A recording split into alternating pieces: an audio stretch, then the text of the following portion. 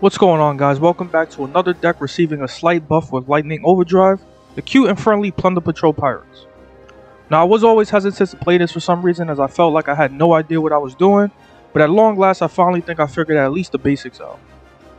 Plunder Patrols are a deck that can access every type of extra deck monster through changing some of the main monsters into equips, as long as your opponent controls the attribute of the extra deck monster you are trying to summon. Thanks to this, you have access to a water, light, dark, and fire monster depending on what your opponent goes into, leaving earth and wind as the unfortunate dead options. The deck is pretty fun revolving around your opponent's play sometimes, with a bunch of quick effects made to disrupt them enough until you can OTK with your fleet of pirate ships and the field spell. Since a lot of the extra deck ships require discarding as a cost for their effects, the hand is used up quite a bit, which leads us to the new support card we got in the box, Blackeyes the Seaguide. This monster works out well with providing recovery and an extension to your plays, letting you add a monster to the hand to special summon itself.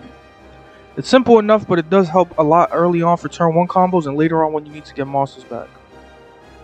When it comes to the other monsters, Whitebeard and Redbeard are the key monsters to leave on your board to quick summon a monster from your extra deck depending on opposing attributes. Goldenhair and Bluebeard are other extensions, with Goldenhair being an easy way to Blackbeard through Almiraj and then reviving itself. Blackbeard shares this quick summon effect with the other two monsters, but unlike the others, it can use another monster as the equip and isn't restricted to using itself. It also draws a card, which is very welcome with all the discarding we do. For the pirate ships, light and dark are definitely the most important, since Moerk can quick banish a monster, and Lys has a monster negate, which we know is necessary to have going first. The last one is Brann, who banishes back row, but it also has a boosting effect which helps with OTKs or getting over problematic monsters without using an effect, so it still has value whether you're facing back row or not.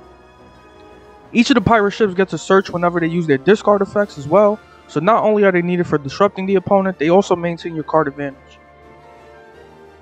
This deck does need to have Plunder Patrol cards in the hand frequently for the discard cost, so maxing out on everything is pretty mandatory. My worst nightmare for this so far has been facing Earth or Wind decks, as without the trap card, you cannot go into your extra deck as easily unless you do it the proper way, which you will see me do a bit in the replays. For the first replay, I do want to showcase a nice combo with Blackeyes, since it does provide a few new paths now in the deck. For starters, you can now go into Blackbeard and Toadally Awesome by now using the Bahamut Shark as material. Before, this would use up more of your hand since you would have to revive Goldenhair to link it away, but now you can maintain your hand a bit and have an available discard for whatever ship you summon.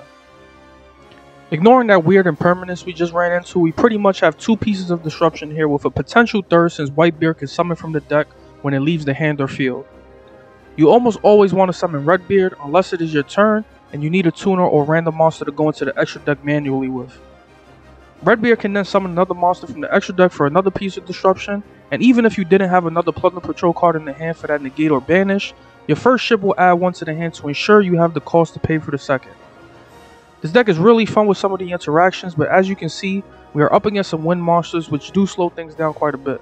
The good thing about having extenders like Blackeyes and Bluebeard is that we can synchro or exceed summon properly, which can get us out of those iffy situations, but there is a slight weakness in doing so, as you will not get a monster equipped to your extra deck monsters on the field. The ships can only use their effects during the opponent's turn if they are equipped with another plunder, and furthermore, the heavy attack boost you can get from the field spell only stack for each equip as well.